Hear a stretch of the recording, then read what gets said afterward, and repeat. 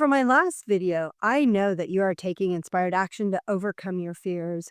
And I know that your why is stronger than any fear. And that inspires you to pursue your dream. But then you stop because life gets in the way. I know I hear it over and over again. Many people stop right here and never realize their dreams, and their dreams end up in the cemetery. Yep. The cemetery is a field of forgotten dreams. The book's not written, the trip's not taken, the relationship's not pursued. And then there's the opposite. Then there's the people who achieve their dreams. They live their dreams. So what's the difference between those that do and those that don't? What were these people able to do well? They were able to release their programming, their doubts, their paradigms, their stories, and their beliefs that they couldn't. So what are your beliefs that are holding you back? Where do they come from? What were you told as a child about success and following your dreams? When you reflect on these things, you usually can identify who or what is holding you back. This is a big part of what we do in my Wealth Women and Woo workshop. The women attending usually can identify exact words and phrases that were programmed into their mind. Things like, who do you think you are? We can't afford it. You're not smart enough. You're not good enough. You always must be working. You're never going to have enough money. You're poor. You don't fit in. Those are all the exact phrases that women have told me that they've identified and we've released in that workshop. So how about you?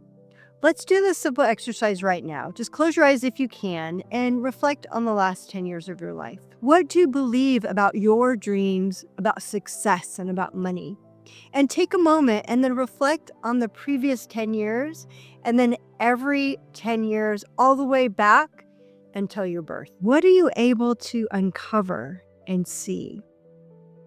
What are the blocks that you recognize? And go ahead and write them down. When I did this exercise, I was able to quickly identify my paradigms, my stories, the stories that I kept telling myself. Even though I didn't believe them, I know because I would tell my kids the same thing, even though I didn't believe it. They would want to buy something and I would say, we can't afford it. But I was only saying that because that's what my mom told me. And that's what I heard over and over and over. They were programmed into me. But like Bob Proctor says, this is really a black and white deal.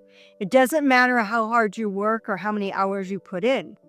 If the paradigm does not change, the results will ultimately remain the same from one year to the next. Now, when I heard Bob Proctor say this, I got it. And I knew that I had to release my paradigms, but I didn't know how until I attended a live event down in Los Angeles with Mary Morrissey. And she showed us this technique. It was a releasing exercise. And she demonstrated this very simple technique to the audience. This exercise takes 3 people.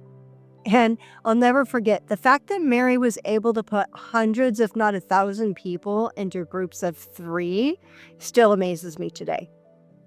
This technique that she showed us only takes 60 seconds. And in 1 minute, you can release a lifetime of paradigms and stories. Since this exercise takes 3 people, you should ask 2 friends to help you. Or if you don't feel comfortable with that, you can make and record yourself on your phone. Either way, it works.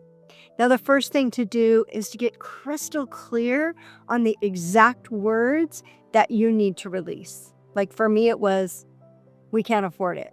Those exact words. So what was it that your parents said or believed that you want to release? You don't believe it. It's not really who you are. Is it, who do you think you are? Or we can't afford it. So be very specific. Then with your friends standing on either side of you, right here next to your ears, they repeat the paradigms in your ears for 1 minute. They start out quietly and then get louder and louder.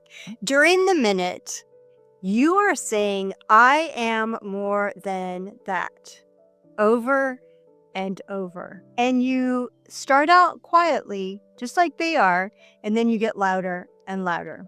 That's it. You are reprogramming your subconscious mind. By the end of the minute, you're going to feel empowered and strong. By saying the words, I am more than that, you take back your power and you take back your life. For me, it was all I needed to move forward and leave my paradigms in the past for good. I felt different as soon as the exercise was over. I felt it, and I want you to feel it too. Now, if you don't have 2 friends to work with, don't worry. You can make a recording on your phone. Record yourself for 1 minute, saying your paradigms quietly and getting louder and louder. Next, play the recording back and repeat out loud, I am more than that. So you're basically saying it to yourself, to your recording. You are more than your paradigms, and it's time, don't you think, to say goodbye to them for good? When you truly release the past, there's no guilt, no judgment, no regrets, no anger, and no resentments. There is no one to blame. There's no shame.